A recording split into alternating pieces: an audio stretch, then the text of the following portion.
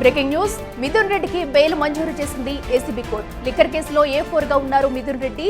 2 లక్షలతో 2 షూరిటీలు, వారంలో 2 సార్లు వచ్చి సంతకాలు పెట్టాలని కోర్టు కండిషనల్ బెయిల్ ఇచ్చింది.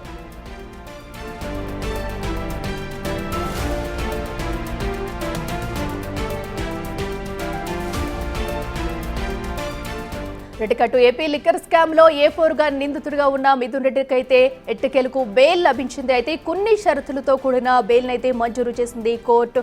ఇదే అంశానికి సంబంధించి మరింత సమాచారం మా ప్రతినిధి శివ అందిస్తారు. శివ, ఎలాంటి షరతులతో కూడిన బెయిల్ అయితే మంజూరు చేసింది, ఎలాంటి అంశాలను పరిగణలోకి తీసుకుని బెయిల్ మంజూరు చేసింది కోర్టు?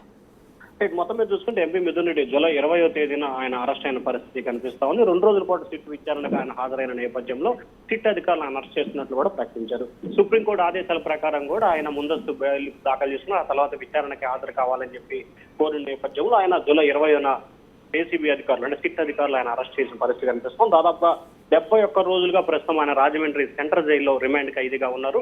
అయితే 2 లక్షల పూచీకత్తు, ఇద్దరికి 1 లక్ష రూపాయల చొప్పున ఇద్దరు పూచీకత్తులతో పాటు వారానికి 2 రోజులు ఏదైతే పూర్తి స్థాయిలో కూడా ఆయన హాజరు అవ్వాలని చెప్పి కూడా ఏసీబీ న్యాయస్థానం కండిషన్స్ తో కూడుకున్న బెయిల్ మంజూరు చేసింది. అయితే ప్రస్తుతం ఆయన రాజమండ్రి సెంట్రల్ జైల్లో 71 రోజులుగా ఉన్న పరిస్థితి కనిపిస్తా ఉంది. అయితే ఈ కేసుకు సంబంధించినంత వరకు ఏసీబీకి సంబంధించిన అధికారులు ఏసీబీ న్యాయస్థానంలో ఛార్జ్ షీట్ కూడా దాఖలు చేయలేదు. కానీ ఈ కేసు వ్యవహారం మొత్తం మీద చూసుకుంటే మొత్తం 49 మంది నిందితుల్ని గుర్తించింది సిట్టు. 12 మంది నిందితులను అరెస్ట్ చేశారు. దీంట్లో మిథున్ రెడ్డితో సహా 5గురికి బెయిల్ మంజూరైంది. అయితే మిగిలిన 4 అంశానికి సంబంధించి కూడా ఏసీబీ న్యాయస్థానంలో సిట్ అధికారులు ఛార్జ్ షీట్ దాఖలు చేశారు. కానీ మిథున్ రెడ్డి విషయానికి సంబంధించి మాత్రం ఛార్జ్ షీట్ దాఖలు చేయకముందే ఏసీబీ న్యాయస్థానం ఆయనకి కండిషన్స్ తో కూడుకున్న బెయిల్ని మంజూరు చేసిన పరిస్థితి కనిపిస్తా ఉంది. 71 రోజుల పాటు ఆయన రాజమండ్రి సెంట్రల్ జైల్లో రిమాండ్ ఖైదీగా ఉన్నారు. వారానికి 2 రోజుల పాటు సిట్ చీఫ్ ఎదుట హాజరవ్వాలని చెప్పి కూడా కండిషన్ లో పేర్కొన్నారు. అంతేకాదు 2 లక్షల వ్యక్తిగత పూచీకత్తు ఇవ్వాలి. కేసుకు సంబంధించి ఎక్కడ ఎటువంటి అంశాలు కానీ ఎటువంటి వివాదాలకు సంబంధించి కానీ మాట్లాడకూడదు. కేసు గురించి మీడియాతో కానీ